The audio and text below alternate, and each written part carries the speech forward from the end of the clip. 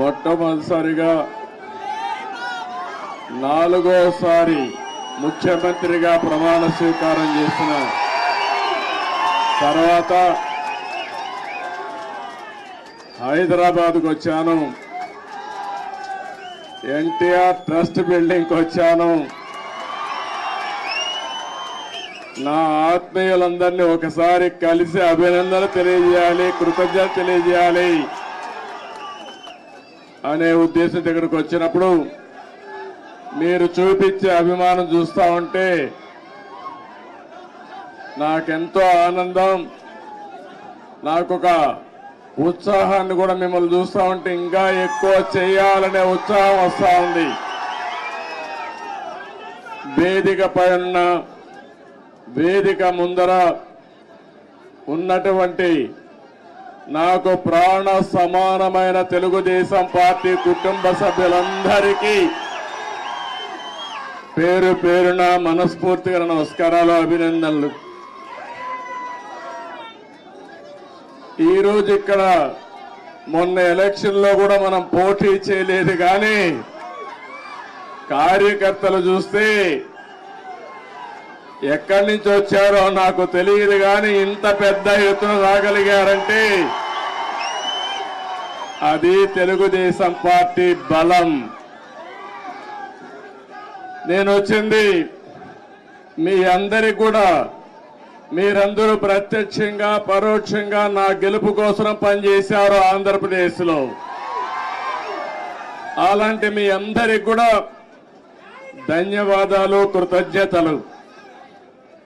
ఒక్క విషయం మనం గుర్తుపెట్టుకోవాలి, మహానాయకుడు యుగ పురుషుడు నందమూరి తారక రామారావు గారు తెలుగుదేశం పార్టీ పెట్టింది ఈ గడ్డపైనే.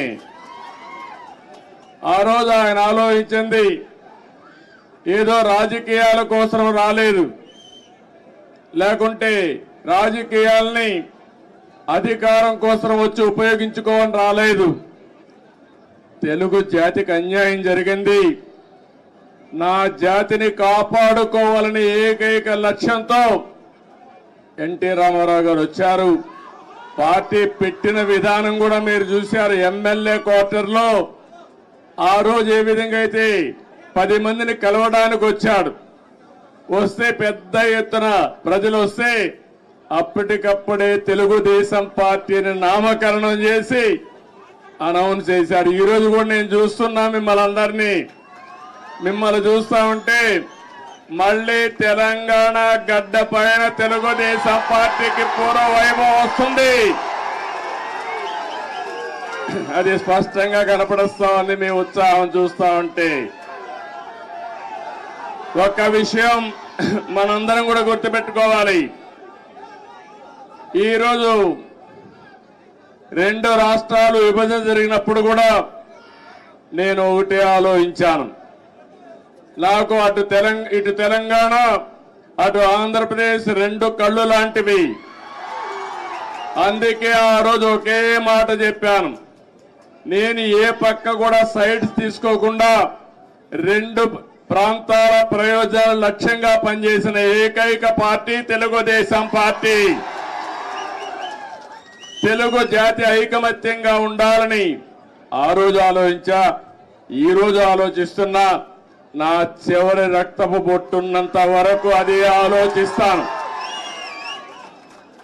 ఇంకో పక్కన మీరు ఒక విషయం గుర్తుపెట్టుకోవాలి, తెలుగు జాతికి ఒక గౌరవం తెచ్చిన వ్యక్తి ఎన్టీ రామారావు గారు. అంత మునుపు తెలుగు వాళ్ళందరినీ మదరాసి అని పిలుస్తా ఉంటే, కాదు తెలుగు జాతి ఒకటి ఉందని ప్రపంచానికి చాటి చెప్పిన ఏకైక నాయకుడు నందమూరి తారక రామారావు గారు. తెలుగు వారికి ఆత్మ గౌరవాన్ని తెచ్చిన నాయకుడు ఎన్టీ రామారావు. అనేక సమస్యలు తీసుకొచ్చాడు, 1-2 కాదు.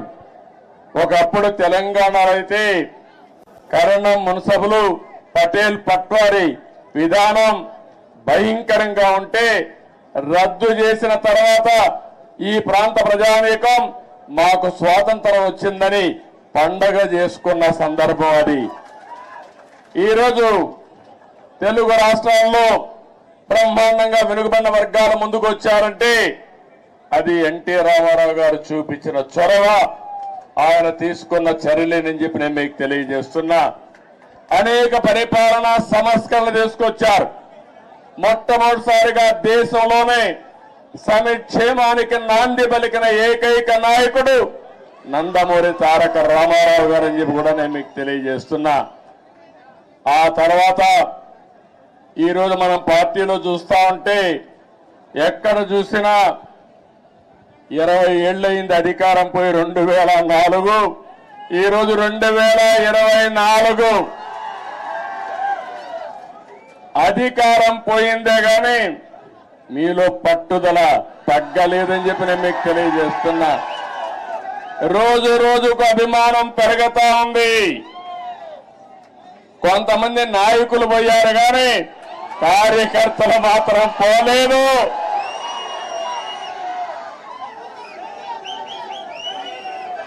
తెలుగు జాతి ఉన్నంత వరకు తెలుగుదేశం పార్టీ జెండా రెపరెపలాడుతుంది. ఇది ఎవ్వరు కూడా తుడిచి పెట్టలేరు. ఏ విధంగా అయితే నందమూరి తారక రామారావు గారు తెలుగు జాతి ఉన్నంత వరకు తెలుగు వారి గుండెల్లో ఉంటారో అదే విధంగా తెలుగు జాతి ఉన్నంత వరకు పసుపు జెండా ఎగరతానే ఉంటుంది.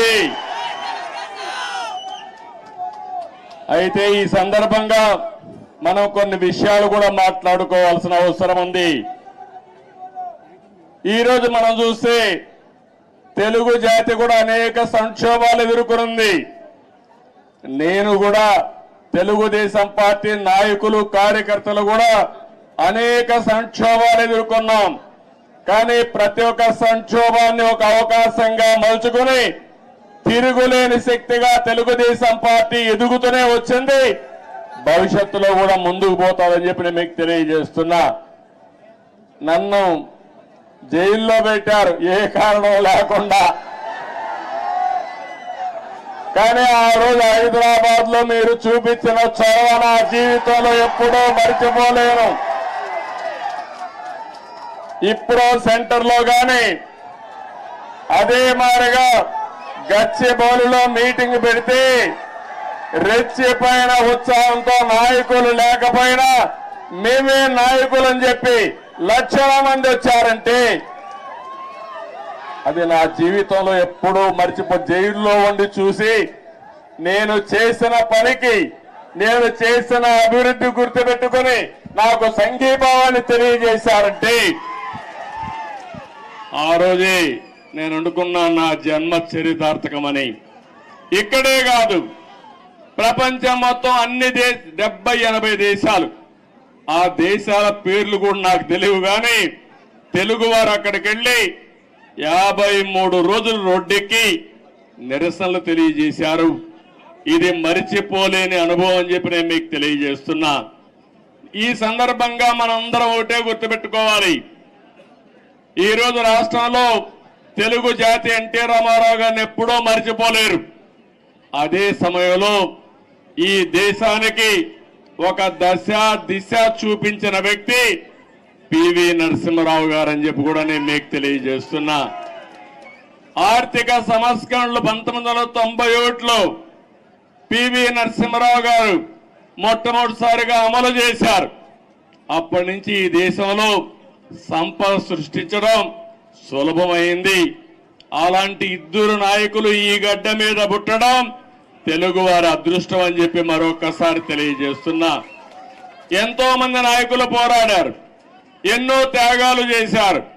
కానీ ఇటీవల కాలంలో ఈ ఇద్దరు నాయకుల యొక్క సమాజం హితం కోసం చేసిన పనులు మనం ఎప్పుడు మర్చిపోలేమని చెప్పి తెలియజేసుకుంటున్నాను. ఇంకో పక్క రాజకీయం అంటే సొంత వ్యాపారాలు చేసుకోవడం కాదు, భావోద్వేగాలు రెచ్చగొట్టడం కాదు, ప్రజల జీవితాల్లో వెలుగు చూపించగలిగింది నిజమైన రాజకీయం అని చెప్పి కూడా నేను మీకు తెలియజేస్తున్నా. మీరు ఒక్కసారి ఆలోచిస్తే తెలుగుదేశం ముందు, తెలుగుదేశం తర్వాత తెలుగు వారి చరిత్ర రాయాలంటే చాలా సులభంగా రాసే అవకాశం ఉంటుంది. ఇప్పుడు హైదరాబాద్ని మీరు చూస్తున్నారు. 95 ముందు ఒక్కసారి మీరు ఆలోచించుకోండి. జూబ్లీ హిల్స్ ఇదే డెడ్ ఎండ్. ఇప్పుడు చాలా మంది మిత్రులు పత్రికా విలేకరులు వచ్చారు. వీళ్ళందరూ కూడా ఎంతో ఉత్సాహంగా నాకు స్వాగతం పలికారు. ఆ రోజటి నుంచి ఈ రోజటి నుంచి ప్రత్యక్ష సాక్షులు రాయడానికి పత్రికా విలేకరులందరూ ఆ రోజు నేను ఒకటే ఆలోచించాను, తెలుగు వాడికి సత్తా ఉంది, అభివృద్ధి చేసి చూపిస్తామని మొట్టమొదటిసారిగా హైటెక్ సిటీతో ప్రారంభించి నిన్న కూడా ఫ్లైట్ లో వస్తా ఉంటే చూశాను హైటెక్ సిటీని. ఎంత ఆనందం కలిగిందంటే ఒక్క హైటెక్ సిటీతో ప్రారంభించిన అభివృద్ధి ఈరోజు తెలంగాణ, హైదరాబాద్ భారతదేశంలో నెంబర్ 1 అయిందంటే అది తెలుగుదేశం పార్టీ ఆ రోజు చేసిన కృషి, చూపించిన చొరవ. ఏ రాజకీయ నాయకుడికైనా ఏ పార్టీకైనా దీనికంటే కూడా ఏ తృప్తి ఉండదని చెప్పి నేను మీకు తెలియజేస్తున్నా. ఆ రోజు చాలా మంది అన్నారు ఔటర్ రింగ్ రోడ్డు 8 లేనేస్తానన్నాను. ఇప్పుడు మీరందరూ కూడా మర్చిపోవచ్చు, కొంతమంది గుర్తుండకపోవచ్చు. కానీ నా మనస్సాక్షిగా ఆలోచించినప్పుడు నేను చేసిన పని నా మనసుకు ఆహ్లాదం ఇస్తుంది, ఆనందాన్ని ఇస్తుంది, తృప్తిని ఇస్తుంది అని చెప్పి కూడా నేను మీకు తెలియజేస్తున్నా. ఒక ఎయిర్పోర్ట్ కానీ ఇవన్నీ కూడా ఆ రోజు దూరదృష్టితో ఆలోచించి మనం చేశాం. నాలెడ్జ్ ఎకానమీకి నాంది పలికాం. చాలా మంది నాలెడ్జ్ ఎకానమీ అంటే ఎక్కడన్నారు, దానికి చిరునామాగా హైదరాబాద్ తయారు చేసిన ఘనత, ప్రారంభించిన ఘనత తెలుగుదేశం పార్టీది. అదే సమయంలో ఆ తర్వాత వచ్చిన అన్ని రాజకీయ పార్టీలను అభినందిస్తున్నా. కాంగ్రెస్ పార్టీని ఆ తర్వాత 10 ఏళ్లు ఉన్నారు, 3 ముఖ్యమంత్రులు వచ్చారు, ఎవరు కూడా చెడగొట్టల. తర్వాత టీఆర్ఎస్ వచ్చింది, 10 ఏళ్లు ఉన్నారు, వాళ్ళు కూడా చెడగొట్టల. ఇప్పుడు మళ్ళా కాంగ్రెస్ వచ్చింది, రేవంత్ రెడ్డి గారు ముఖ్యమంత్రి అయ్యారు, మళ్ళా అభివృద్ధిని ముందుకు తీసుకుపోతున్నారు. అందుకే నేను నిన్న కూడా నేను ముఖ్యమంత్రి అవుతానే నేనే లెటర్ రాశాను రేవంత్ రెడ్డి గారికి, గౌరవ ముఖ్యమంత్రి గారికి. 2 రాష్ట్రాల మధ్య కొన్ని సమస్యలు ఉన్నాయి, ఈ సమస్యల్ని పరిష్కారం చేద్దాం, నేను వచ్చి మిమ్మల్ని కలుస్తానని నేనే చొరవ తీసుకున్నాను. దానికి తెలంగాణ ముఖ్యమంత్రి సానుకూలంగా స్పందించారు. అందుకు ఈ సభ ద్వారా కూడా మనస్ఫూర్తిగా ధన్యవాదాలు తెలియజేస్తున్నాను.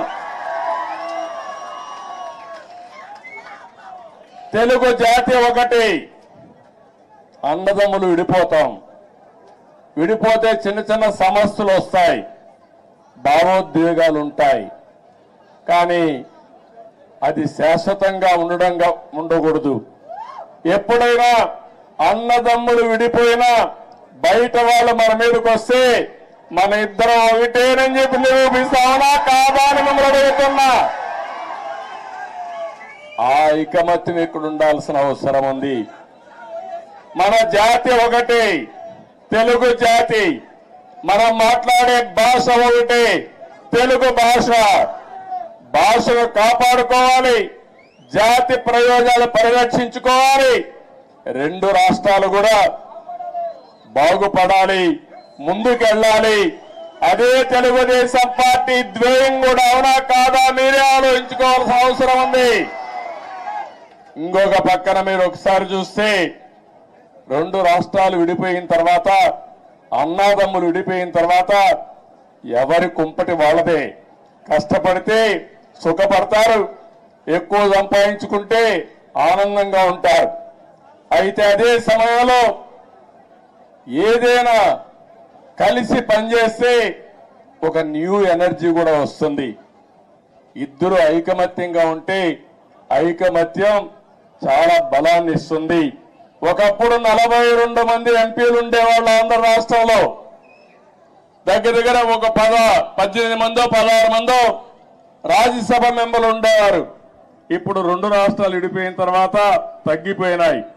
కానీ ఏ సమస్య వచ్చినా నేను ఒకటే చెప్తున్నాను, నాకు ఆంధ్రప్రదేశ్ అని తెలంగాణ కాకుండా 2 రాష్ట్రాల ప్రయోజనాలు, తెలుగు జాతి ప్రయోజనాలు కాపాడడానికి ముందరుంటాను. కొంతమంది ఆలోచిస్తున్నారు గొడవలు పెట్టుకుంటే సమస్యల పరిష్కారం అవుతాయని. గొడవలు పెట్టుకుంటే నీళ్లు రావు, సమస్యల పరిష్కారం కావు, అభివృద్ధి జరగదు. దానివల్ల లాభం కంటే ఎక్కువ నష్టం వస్తుంది. ఆ విధంగా కాకుండా ఎక్కడికక్కడ సానుకూలంగా చర్చల ద్వారా ఏదైనా సమస్యలుంటే పరిష్కారం చేసుకుని ముందుకు పోవడంలో 2 రాష్ట్రాలు కూడా ముందుకు పోవాల్సిన అవసరం ఉంది. ఇంకొక విషయం కూడా మనం గుర్తుపెట్టుకోవాలి, 2 రాష్ట్రాల్లో మనోభావాలు ఉన్నాయి. ఒకప్పుడు సమైక్య ఆంధ్రప్రదేశ్ లో కూడా తెలంగాణలో ఒక మనోభావాలు ఉండేటివి, రాయలసీమలో ఇంకొక విధంగా ఆలోచించేవాళ్ళు, ఉత్తరాంధ్ర ప్రజానీకం ఒక విధంగా ఆలోచించేవాళ్ళు. దానికి కారణం ఎక్కడికక్కడ సమస్యలు, అక్కడుండే ప్రత్యేకమైన పరిస్థితులు ఉంటాయి. కానీ ఈ రోజు కూడా సమస్యలు ఉంటాయి, మనోభావాలు ఉంటాయి. అందరి మనోభావాలు గౌరవిస్తూనే ఎక్కడికక్కడ ఐకమత్యంగా పోయి ఇచ్చిపుచ్చుకునే ధోరణిలో సమస్యలు పరిష్కారం చేసుకోగలిగితే దానికంటే ఇంకొకటి ఉండదని చెప్పి కూడా నేను మీకు తెలియజేస్తున్నా. ఇంకొక విషయం కూడా ఇక్కడ కూడా మీరు చూస్తున్నారు, ఈరోజు ఇక్కడ కాంగ్రెస్ ప్రభుత్వం ఉంది, ఆంధ్రప్రదేశ్ లో ఎన్డీఏ ప్రభుత్వం ఉంది. 2 ప్రభుత్వాలు ఇవి. అలాంటప్పుడు ఒకరికో ఒక ఆలోచనలు ఉంటాయి, సిద్ధాంతపరంగా కొన్ని ఆలోచనలు ఉంటాయి. కానీ ఏ ఉన్నా తెలుగు జాతి ప్రయోజనాలు వచ్చినప్పుడు మాత్రం అందరం కలిసి పనిచేసుకోవాల్సిన అవసరం ఉందని చెప్పి కూడా నేను మీకు తెలియజేస్తున్నా. ఆ దిశగానే నిన్న చర్చలు జరిగాయి. ఆ చర్చలు చాలా వరకు ముందుకు తీసుకుపోతాయని కూడా నేను ఆశిస్తున్నా. కొంతమంది ఆలోచిస్తున్నారు, ఆ ఆలోచనలు మంచివి కాదు. నేను ఒకటే చెప్తున్నా, ఆ రోజు కూడా ఇన్ని జరిగితే చాలా మంది చాలా విషయాలు మాట్లాడితే నేను చేసిన అభివృద్ధిని కూడా కొంతమంది వక్రీకరించి మాట్లాడారు. కొంతమంది అన్నారు నువ్వు మొత్తం హైదరాబాద్ నే అభివృద్ధి చేశావు కాబట్టి రాష్ట్రం విడిపోయిందని కూడా శాపనార్థాలు పెట్టిన వాళ్ళు కొంతమంది ఉన్నారు నా మీద. నేను ఒకటే ఆ రోజు చెప్పాను, ఆ రోజు కానీ ఈ రోజు కానీ ముందు ఒక ప్రాంతం అభివృద్ధి కావాలి, అది రాజధానితో ప్రారంభమవుతుంది, అది చివరికి మారుమూల ప్రాంతాలకు కూడా స్ప్రెడ్ అవుతుందని చెప్పి ఆ రోజు చెప్పా. ఆ విషయం చాలా మంది మర్చిపోయి అనేక విధాలుగా మాట్లాడే పరిస్థితికి వచ్చారు. ఈ రోజు ఒక్క ఉదాహరణ చెబుతున్నాను మీ అందరికీ. తెలంగాణ ఆంధ్రప్రదేశ్ రాష్ట్రాలు 2 రాష్ట్రాలుగా విడిపోయాం. విడిపోయిన తర్వాత 10 సంవత్సరాల సుదీర్ఘ పరిపాలన 2 రాష్ట్రాల్లో జరిగింది. అనేక రాజకీయ మార్పులు చేర్పులు కూడా వచ్చాయి. మీరు చూస్తే నేను ముఖ్యమంత్రి అయినప్పుడు మొట్టమొదటిసారిగా 2014లో రాష్ట్రం విడిపోయినప్పుడు తెలంగాణ ఆంధ్రప్రదేశ్ తలసరి ఆదాయం 35% వ్యత్యాసం. అంటే తెలంగాణ 35% తలసరి ఆదాయం ఎక్కువ ఉంది. దానికి కారణం హైదరాబాద్ నగరం. అయితే నేను బాగా కష్టపడి 2019 నుంచి 24 వరకు కష్టపడితే 14 నుంచి 19 వరకు కష్టపడితే ఆ వ్యత్యాసాన్ని 27.5%కి తగ్గించాను. అంటే 35 నుంచి 27.5 అంటే 7.5%కి తగ్గింది. మళ్ళా ఒక ప్రభుత్వం వచ్చింది, విధ్వంస ప్రభుత్వం వచ్చింది. 5 ఏళ్లు ఇష్టానుసారంగా చేశారు. ఈ రోజు ఎంతవరకు పోయిందంటే 44% పెరిగిపోయింది. అంటే మీరందరూ గుర్తుపెట్టుకోవాలి, కుండ వాళ్ళందరూ కూడా, విభజన వల్ల జరిగిన నష్టం కంటే పాలన వల్ల 5 సంవత్సరాలు అక్కడ నష్టం జరిగే పరిస్థితి వచ్చింది. అదే ఈసారి రాకపోయింటే తెలంగాణకు ఆంధ్ర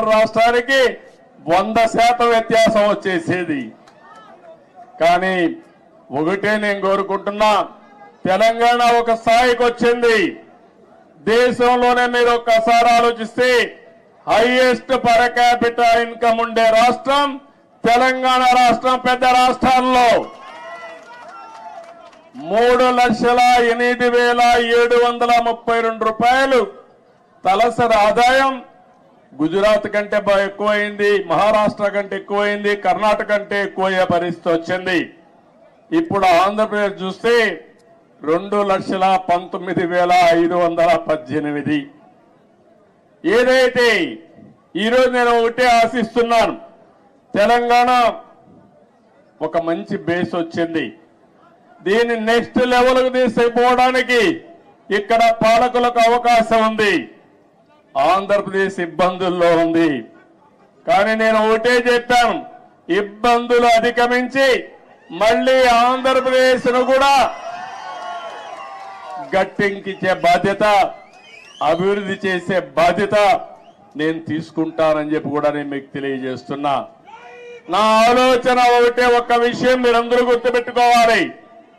నేను పదే పదే చెప్తున్నాను, కొంతమందికి నమ్మకాలు ఉండవు.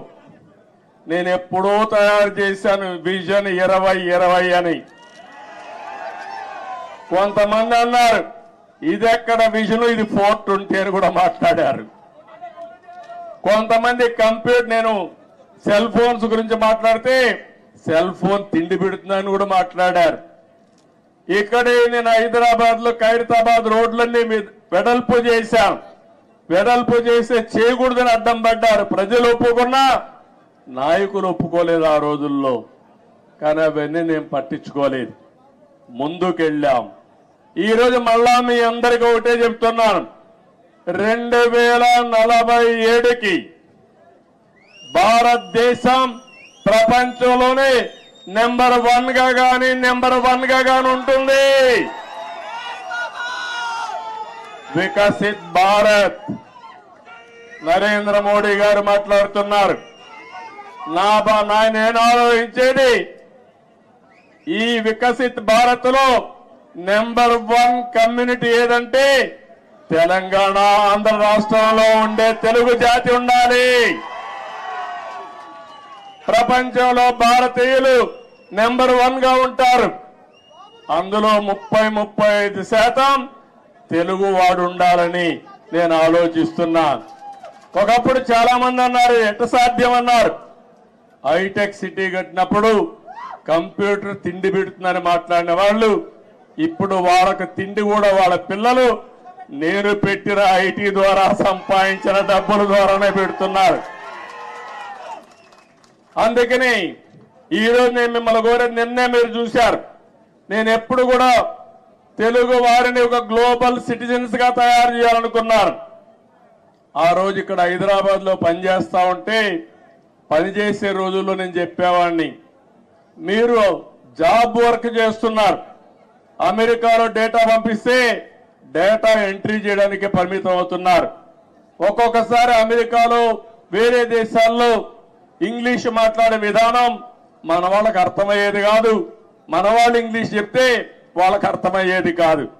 అప్పుడే బ్రిటన్ నుంచి లెక్చరర్స్ తీసుకొచ్చి ప్రత్యేకమైన ట్రైనింగ్ ఇప్పించి ప్రొనౌన్సియేషన్ ఇవన్నీ నేర్పించారంటే అది నాకున్న పట్టుదల. ఆ రోజుట్లోనే అక్కడి నుంచి ఒక మాట చెప్పాను, మీరు ఉద్యోగం చేస్తున్న, ఇప్పుడు జాబ్ వర్క్ చేస్తున్నారు, అది కాదు ప్రోడక్ట్లు తయారు చేయాలి, ఐటీలు ఆ రోజు చెప్పాను. అప్పుడు ఆ ఆలోచన కొద్దిగా వచ్చారు. ఇంకో పక్క నేను ఒక మాట చెప్పాను, మీరు ఉద్యోగాలు చేయడం కాదు, మీరు ఉద్యోగాలు ఇచ్చే పరిస్థితి రావాలని చెప్పాను. ఈరోజు తెలుగు జాతి ఉద్యోగ కల్పన, ఉద్యోగాలు ఇచ్చే పరిస్థితి ఉంది. ఇక్కడే కాదు, ప్రపంచం మొత్తం కూడా కంపెనీలు పెట్టి ఉద్యోగాలు ఇస్తున్నారు. అందుకని ఆ రోజు నేను చెప్పింది గ్లోబల్ సిటిజన్స్ గా ఉండాలని చెప్పాను. ఈ రోజు చెప్తున్నాను, తెలుగు జాతి గ్లోబల్ లీడర్స్ గా ఉండాలి. అన్ని రంగాల్లో మీరు నెంబర్ 1 గా ఉండాలి. కార్పొరేట్ గవర్నెన్స్ లో, అదే మరిగా పబ్లిక్ గవర్నెన్స్ లో కూడా నెంబర్ 1 గా ఉండాలి. నిన్న మీరు చూశారు, మొన్నటి వరకు బ్రిటన్ పరిపాలించినటువంటి వ్యక్తి మన దేశీయుడే సునాయక్ ఉన్నాడు. ఆయన ఇప్పుడు ఆయన ఓడిపోయాడు ఆ పార్టీలో. కానీ 25 మంది పార్లమెంట్ మెంబర్లు భారతీయ సంతతి అంటే ఇండియన్స్ అయ్యారంటే అది ఇండియన్స్ యొక్క శక్తి సామర్థ్యం అని మీ అందరికీ విజ్ఞప్తి చేస్తున్నా. ఇలాంటివన్నీ జరుగుతుంటే నా ఆలోచన ఒకటే, మనమందరికీ తెలివితేటలున్నాయి. ప్రపంచంలో అందరికంటే కూడా ఆమోదయోగ్యమైన వ్యక్తులు భారతీయులు. అందులో అగ్రస్థానంలో ఉండే వ్యక్తులు తెలుగు జాతి. ఇది మనం అందరం కూడా, అందుకే నేను చెప్తున్నా, సేవ ఒకప్పుడు 75 సంవత్సరాలకు ముందు బ్రిటిష్ వాళ్ళు వచ్చి మనల బారి పరిపాలించారు. వాణిజ్య కార్యక్రమాలకు వచ్చారు, వ్యాపార నిమిత్తం వచ్చారు, తర్వాత పాలకులుగా మారారు. మనకు అలాంటి ఆలోచనలు లేవు. కానీ ప్రపంచానికి సేవ చేసే అవకాశం భారతీయులకు ఉంది. సర్వీస్ ద్వారా, కంపెనీల్లో పనిచేసే ద్వారా, లేకపోతే రాజకీయాల్లో కూడా ప్రజలకు సేవ చేసే అవకాశం మన వాళ్ళకు ఉంది. దానికి కారణం ఎక్కువ యంగ్స్టర్స్ ఉన్నారు, టెక్నాలజీ బాగా నేర్చుకున్నారు, మంచి నాయకత్వాన్ని ఇస్తున్నారు. ఇవన్నీ కూడా ప్రోత్సహించి 2047కి ప్రపంచంలో 30% అగ్రస్థానంలో తెలుగు జాతి ఉండాలి. దానికోసం నేను పనిచేస్తా. నాకు తెలంగాణ అని, ఆంధ్ర అని కాదు, తెలుగు వారి అభివృద్ధి కోసం నిరంతరం పనిచేస్తారని మరొక్కసారి మీ అందరికీ తెలియజేస్తున్నా. నాకు ఈ జాతి అన్ని ఇచ్చింది. ఏ నాయకుడికి ఇవ్వని గౌరవం నాకు ఇచ్చింది. 9.5 సంవత్సరాలు ముఖ్యమంత్రి. ఈ యొక్క స్వాతంత్రం వచ్చిన తర్వాత, రాష్ట్రం ఏర్పడిన తర్వాత సమైక్య ఆంధ్రప్రదేశ్ లో కూడా 9.5 సంవత్సరాలు ఎవరూ లేరు. 10 సంవత్సరాల అపోజిషన్ లీడర్ని. నా రికార్డు ఇంకెవరూ బ్రేక్ చేయడానికి కూడా అవకాశం లేదు. ఇది 2 రాష్ట్రాలుగా విడిపోయింది కాబట్టి. అలాంటప్పుడు ఒకటే నేను ఆలోచిస్తున్నా, మళ్ళీ నాకు పునర్జన్మ అంటూ ఉంటే తెలుగు గడ్డపైనే పుట్టాలని భగవంతుని మనస్ఫూర్తిగా కోరుకుంటున్నా. అందుకని నిన్ననే మనం ప్రారంభించాం. ఆ ప్రారంభం రాబోయే రోజుల్లో అధికార కమిటీలు వేసుకున్నాం. అదే మరి 2 రాష్ట్రాల సమస్యల్ని సామరస్యంగా చర్చల ద్వారా పరిష్కారం చేయాలని ముందుకెళ్ళాం. ఇంకా రాబోయే రోజుల్లో అవన్నీ ఒక దారికి తీసుకుపోయి, రాజకీయాలు ఎన్నైనా ఉండొచ్చు కానీ ఆ రాజకీయాలు జాతి ప్రయోజనాలే ముఖ్యంగా మనం పనిచేస్తే ఏ సమస్య ఉండదని చెప్పి కూడా నేను మీకు తెలియజేస్తున్నా. ఈరోజు మీరు ఒక్కసారి చూస్తే నేను తిరగని ప్రాంతం లేదు తెలుగు నేల పైన. ఆదిలాబాద్ మొదలుకొని శ్రీకాకుళం వరకు తెలియని గ్రామం లేదు, తెలియని ప్రజానీకం లేదు. అలాంటి ప్రజలందరినీ చూశాను. ఇప్పుడు కూడా అదే అనిపిస్తుంది నాకు. ఇక్కడికి వచ్చినప్పుడు మీ యొక్క ఎనర్జీ చూసిన తర్వాత, మీ ఉత్సాహం చూసిన తర్వాత, దీనికంటే ఏ నాయకుడైనా ఏమైనా కోరుకుంటామని అడుగుతున్నా. మీరు నాకు అధికారాన్ని ఇచ్చారు. తిరిగి నేను సేవాభావంతో అనేక కార్యక్రమాలు చేశా. అది నా జీవితంలో దానికంటే ఇంకేం కోరుకునేది లేదు. కానీ నేను ఒకటే చెప్తాను, నా జీవితం ఉన్నంత వరకు, చివరి రక్తపు బొట్టు ఉన్నంత వరకు ప్రజలకు ఏం చేయాలో అవన్నీ చేస్తానే ఉంటాను. ఇప్పుడు నేను ఆలోచించే విధానం మీరు చూస్తే రాబోయే 30 ఏళ్లలో ఏం జరుగుతుందో ఇప్పుడే ఊహించి దానికి ఒక విజన్ తయారు చేసుకుని ముందుకు పోవాలనేది నా మనస్తత్వం. అందుకే ఈ సందర్భంగా నేను మిమ్మల్ని అందరినీ ఒకటే కోరుతున్నా. మీ తెలంగాణలో మా తమ్ముడు ఇప్పుడే చెప్తున్నాడు, మొన్న ఆంధ్రప్రదేశ్ లో ఎన్నికలు వచ్చాయి. ఎన్నికలు వస్తే నేను వినూత్నంగా ఆలోచించాను. ఈసారి అందరినీ సీనియర్స్ నే కాకుండా యంగ్స్టర్స్ తీసుకొచ్చాను. రీస్ట్రక్చరింగ్ ప్రారంభించాను. యువకుల్ని, ఉత్సాహవంతుల్ని, చదువుకున్న వాళ్ళని సామాజిక న్యాయమే ధ్యేయంగా పెట్టుకుని అందరినీ మంచి వ్యక్తులు తీసుకొచ్చాం. ఆ యొక్క ఇది మీరు చూస్తే బ్రహ్మాండంగా ప్రజలు కూడా బ్రహ్మరథం పట్టారు.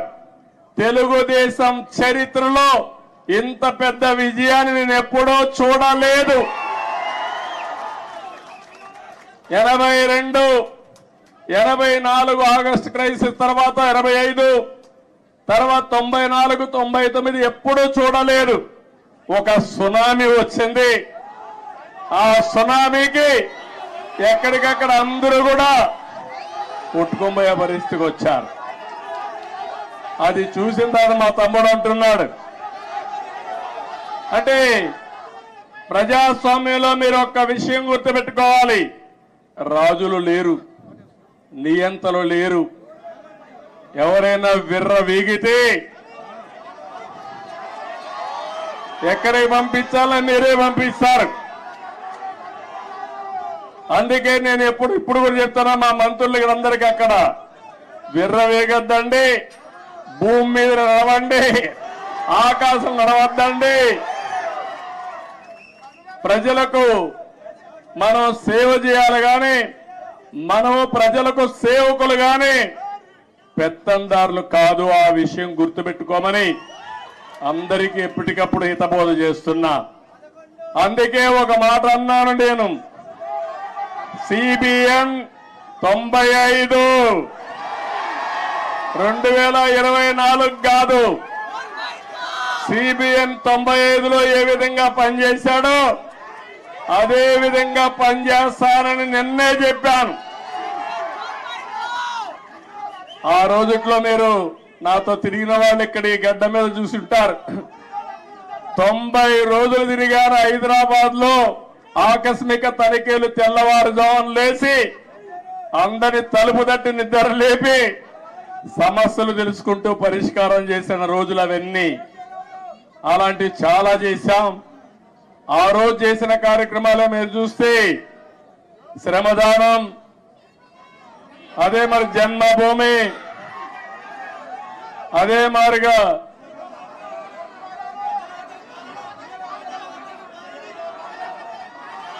ఒకటి రెండు కాదు, నేను చేసిన ప్రోగ్రాలు మీరే ఎక్కువగా మాట్లాడుతున్నారు. ఆ రోజు పరిపాలన ఒక ఉద్యమ స్ఫూర్తితో తీసుకుపోయిన అవునా కాదా అని అడుగుతున్నా. కొత్త కొత్త ఆలోచనలు చేశాం. ఆ ఆలోచనల్ని ఎక్కడికక్కడ అమలు చేశాం. నన్ను అడిగారు, నేను సైబరాబాద్ అంటే కొంతమంది నన్ను ఎగతాళి చేశారు, ఏంటిది కొత్త విషయం మాట్లాడుతున్నామని. ఆ రోజు సికింద్రాబాద్, హైదరాబాద్ ఉంది. నేను ఆలోచించాను ఏ పేరు బాగుంటుందని. సరైన నేమం ఇన్ఫర్మేషన్ టెక్నాలజీ వచ్చింది, సైబరాబాద్ అని పేరు పెడదామని పెట్టి కడాన అమెరికా అధ్యక్షుడు బిల్ క్లింటన్ పిలిపించినప్పుడు నామకరణం చేశాం. మన టెక్నాలజీ ఆయన చూసి ఆ రోజుల్లోనే ఆశ్చర్యపోయాడు, ఒక హైదరాబాద్ లో టెక్నాలజీ ఇంత అడాప్ట్ చేసుకున్నారని. అది నా స్వార్థం కోసమో కొంతమంది స్వార్థం కోసం కాదు, జాతి ప్రయోజనాల కోసం మనం చేయడం జరిగింది. ఇక్కడుండే నాయకులందరికీ మీ అందరికీ ఒకటే చెప్తున్నాను, 20 ఏళ్లుగా అపోజిషన్ లో ఉన్నాం. తెలంగాణలో కూడా తెలుగుదేశం పార్టీ ఉండాలనా లేదా అని మిమ్మల్ని అడుగుతున్నా.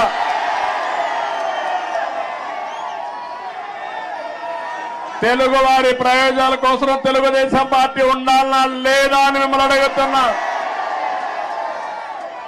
తెలంగాణ గడ్డ పైన పుట్టిన పార్టీ ఉండాలనా లేదా అని అడుగుతున్నా. తప్పకుండా ఇక్కడ పార్టీ కోసం పనిచేసిన కార్యకర్తలు ఉన్నారు.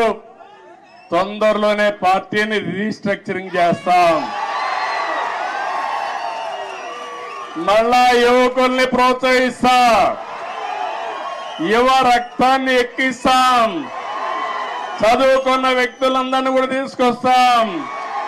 నేను ముందే విధంగా అయితే ఆలోచించానో ఇప్పుడు టెక్నాలజీ కూడా వచ్చింది కాబట్టి ఆంధ్రప్రదేశ్ ఒక విధానం, తెలంగాణ ఇంకొక విధానంతో ఆలోచించి ప్రత్యేకమైన శ్రద్ధ పెట్టి ఒక మంచి పార్టీని అభివృద్ధి చేద్దాం. ఇక్కడ తెలుగుదేశం పార్టీకి ఒక ప్రత్యేకత ఉంది. అధికారం ఉన్నా ప్రతిపక్షంలో ఉన్నా ఎప్పుడూ ప్రజాపక్షంలోనే మనం ఉంటాం. ఈరోజు ఎన్టీ రామారావు ఎన్టీఆర్ ట్రస్ట్ బిల్డింగ్ ఇది. మీరు పక్కన చూస్తే బ్లడ్ బ్యాంక్ ఉంది.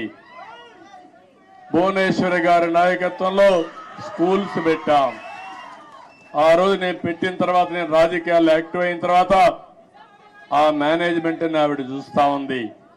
ఇంకో పక్క బసవతారకం క్యాన్సర్ హాస్పిటల్ ఈ రోడ్లోనే ఉంది. అది మన నాయకుడి కళ. ఆ రోజు ఆయన ఆలోచించాడు, ఎవరైతే మా అత్తగారు క్యాన్సర్తో చనిపోతే ఇంకొకరి మారిగా చనిపోకూడదని ఆలోచించి క్యాన్సర్ హాస్పిటల్ ప్రారంభించాడు. చేయాలని ఆలోచన వచ్చింది. తర్వాత నేను ముఖ్యమంత్రి అయిన తర్వాత దాన్ని అభివృద్ధి చేశాను. ఇప్పుడు బాలకృష్ణ గారి ఆధ్వర్యంలో బసవతారకం క్యాన్సర్ హాస్పిటల్ ఈ ప్రాంతంలో ఎనలేని సేవలు అందిస్తున్నారు. ఒక ఇన్స్టిట్యూషన్ పెడితే ఎప్పుడు కూడా మీరు ఒక్కసారి గుర్తుపెట్టుకోండి, తెలుగుదేశం పార్టీ ఒకే ఆలోచన.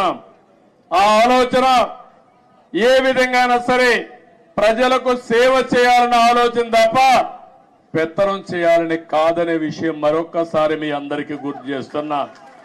అది ట్రస్ట్ కావచ్చు, రాజకీయ పార్టీ కావచ్చు, ఇవన్నీ కూడా ఆలోచిస్తాం. నేను కూడా పార్టీని రీస్ట్రక్చరింగ్ చేస్తాం.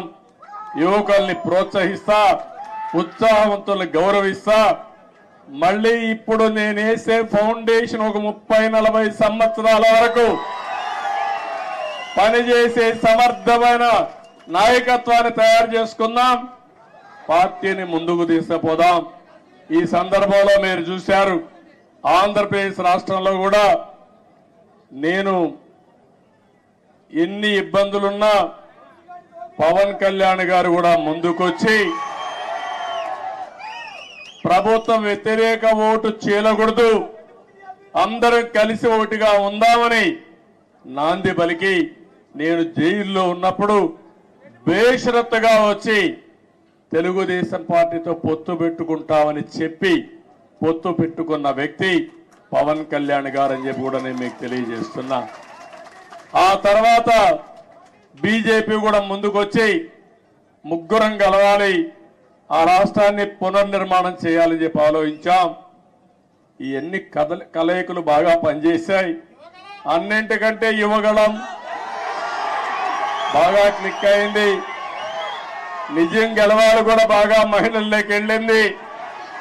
ఒకటి కాదు, అన్ని కార్యక్రమాలు కూడా 1 by 1 బ్రహ్మాండంగా పనిచేశాయి. కడాల నేను ఒక మాట చెప్పాలి, తెలంగాణ నుంచి ఎన్నికల ముందు రోజైతే 60-70 ట్రైన్లు వచ్చాయి. మామూలు కాదు, ఒక్కొక్క ట్రైన్ ఫుల్గా వచ్చారు. ఏసీ ట్రైన్లో పట్టరాని విధంగా మనుషులందరి దగ్గర ఒకసారి ఏసీగా ఆఫ్ అయిపోతే సఫకేషన్ వస్తే ఏమవుతుందో తెలియదు. అది కూడా పట్టించుకోకుండా ఎట్టి పరిస్థితుల్లో మేము ఓటు వేయాలని ఊరు కదిలొచ్చారు. కొంతమంది ఇక్కడ ఈ ప్రాంతం నుంచి పేదవాళ్ళు, చిన్న పనులు చేసుకునేవాళ్ళు, వంట తయారు చేసుకుని క్యారియర్ పట్టుకొని వచ్చి ఓటేసి మళ్ళా తిరిగి వచ్చారంటే ఏ విధంగా వాళ్ళు రుణం తీర్చుకోవాలో నాకైతే అర్థం కావడం లేదు. చాలా మంది ఎన్ఆర్ఐలు అమెరికా నుంచి, ఆస్ట్రేలియా నుంచి, ఆఫ్రికా నుంచి, వివిధ దేశాల నుంచి లక్షల రూపాయలు ఖర్చు పెట్టుకుని ఒక ఓటేసిపోయారంటే, కొన్ని నెలలు ఇక్కడే ఉండి గ్రామాల్లో తిరిగి పనిచేశారంటే వాళ్ళందరి రుణం తీర్చుకోవాల్సిన అవసరం ఉంది. అందరి కలయిక, అందరం కలిసి పనిచేయడమే. మొన్న రాష్ట్ర ఎన్నికల్లో ఒక సునామీ వచ్చింది. ఈ సునామీ మా తమ్ముళ్ళు చెప్పినట్టు సైకోనే కాదు, అక్కడ భూతం ఉంది. నేను ఎవరిని రమ్మని అడిగితే వాళ్ళు అంటున్నారు మీరు బాగానే ఉంది, మీ మీద మాకు నమ్మకం ఉంది, మీకు ట్రాక్ రికార్డు ఉంది, కానీ మీ రాష్ట్రంలో ఒక భూతం ఉంది. ఒకవేళ వస్తే మళ్ళీ మీ ప్రజలు ఎప్పుడైనా ఆలోచిస్తే మళ్ళా ఆ భూతం ముందుకు వస్తే మేమేమవుతామని అడిగే పరిస్థితికి వస్తున్నారు. నేను చెప్పాను ఆ భూతాన్ని పూర్తిగా భూస్థాపితం చేసే బాధ్యత తీసుకుంటాం. రాష్ట్ర ప్రయోజనాలే ధ్యేయంగా పనిచేస్తాం. ఆ రాష్ట్రంలో మీరు చూస్తే రాజకీయాల్లో అర్హత లేని వ్యక్తులు రాజకీయాల్లోకి వస్తే ఏం జరుగుతుందో దానికి నిదర్శనం మొన్న 5 సంవత్సరాలు. ఇప్పుడు నేను నిరూపించాల్సింది రాజకీయాల్లో ఎలాంటి వ్యక్తులు మంచి వాళ్ళు ఉంటే ఏం జరుగుతుందో అది నిరూపించే సమయం వచ్చిందని చెప్పి కూడా నేను మీకు తెలియజేస్తున్నా. ఎక్స్పెక్టేషన్స్ ఎక్కువగా ఉన్నాయి. ఆకాశంలో చాలా మంది ఈ రోజే అయిపోవాలని కూడా ఆలోచిస్తున్నారు. కానీ అక్కడ ఖజానా చూస్తే ఖాళీ అయిపోయింది. పనిచేసే వ్యక్తులు కూడా లేరు. అన్ని సమస్యల సుడిగుండంలో ఉన్నాం. పర్వాలేదు, భగవంతుడు ఎప్పుడు నాకు ఒక ధైర్యాన్ని ఇస్తాడు. ఎప్పుడు కూడా సంక్షోభంలో అవకాశాలు వెతుక్కోవడం నా నైజం. తప్పకుండా మళ్ళా అలాంటి అవకాశాలు ఎదుర్కొని ఎక్కడికక్కడ ముందుకు పోతాం. 95లో అదే జరిగింది. హైదరాబాద్ లో కూడా ఆ రోజు జీతాలు ఇవ్వలేకపోయా. 2004 కంత బెస్ట్ ఎకానమీగా తయారు చేశాం. కష్టాలు తెలిసిన పార్టీ తెలుగుదేశం పార్టీ, ప్రజల ఇబ్బందులు తెలిసిన పార్టీ తెలుగుదేశం పార్టీ. ఇవన్నీ చేస్తామని చెప్పి తెలియజేసుకుంటూ మరొకసారి మీ అందరినీ మనస్ఫూర్తిగా అభినందిస్తున్న ఇక్కడ మీడియా కూడా ఉన్నారు. మాకు సీట్లు లేకపోయినా, ఎన్నికల్లో పోటీ చేయకపోయినా, ఎప్పుడొచ్చినా మా పార్టీ విషయాలు కానీ నన్ను కానీ బాగా ప్రొజెక్ట్ చేసిన మీడియాకు కూడా మనస్ఫూర్తిగా ధన్యవాదాలు. ఇక్కడ కూడా కొన్ని ఉంటాయి, మీడియాలో కూడా బాధ లేదు. ఏది వాస్తవం అవి చెప్తే సరిపోతుంది. కొంతమంది కావాలని ఇప్పుడు కూడా వక్రీకరించి చేస్తూనే ఉన్నారు. ఏం బాధ లేదు. నేను కూడా ఎంతమంది వక్రీకరించి మాట్లాడినా ప్రజలకు మిమ్మల్ని అందరినీ కూడా స్ట్రైటన్ చేసి మేము జవాబుదారీతనమే కాదు మీడియా కూడా జవాబుదారీతనం తీసుకుడిగా చేయాల్సిన బాధ్యత ఈ ప్రజాస్వామ్యంలో ఉంది. అది కూడా చేద్దామని చెప్పి తెలియజేసుకుంటూ మరొక్కసారి మీ అందరూ ఒక్కొక్కరే కలవాలనుకుంటారు కానీ సమయం లేదు, ఏమనుకోవద్దండి. సమస్యలు కోకొల్లలున్నాయి. ఆ సమస్యలన్నీ పరిష్కారం చేయాల్సిన బాధ్యత నాకుంది. తొందరలో మళ్ళీ వస్తా, పార్టీ ఆఫీసులు టైం ఇస్తా, అందరితో కలుస్తా. ముందు అక్కడ సెట్ చేసి మళ్ళా మీ దగ్గరకు వచ్చి ఎప్పటికప్పుడు మీకు అందుబాటులో కూడా ఉంటానని చెప్పి తెలియజేసుకుంటూ మరొక్కసారి ఈ రోజు మీ ఉత్సాహం చూశాను, అభిమానం చూశాను. నా జీవితంలో ఎప్పుడూ మర్చిపోలేను. ఇవన్నీ ఒక్కొక్క నాయకుడికి ఒక్కొక్క సమయంలో మధుర స్మృతులుగా జ్ఞాపకం ఉంటాయి. నేను ఎవరిని ఈరోజు రమ్మని కూడా పిలవలేదు, కానీ ఈ పార్టీకి ఇక్కడికి వచ్చి 10 మందికి ధన్యవాదాలు తెలియచేయాలనే ఉద్దేశంతో వచ్చా. ఆ సందర్భంగా ఇంత పెద్ద ఎత్తున వచ్చారు. మీ అందరికీ పేరు పేరున మనస్ఫూర్తిగా కూడా శిరస్సు వంచిన నమస్కారాలు తెలియజేసుకుంటూ మీకే కాకుండా తెలంగాణ మారుమూల ప్రాంతాల్లో ఉండే తెలుగుదేశం పార్టీ శ్రేయోభిలాషులందరికీ మనస్ఫూర్తిగా అభినందనలు, ధన్యవాదాలు తెలియజేసుకుంటూ అందరికీ నమస్కారాలు. జై హింద్, జై తెలుగుదేశం, జై తెలంగాణ.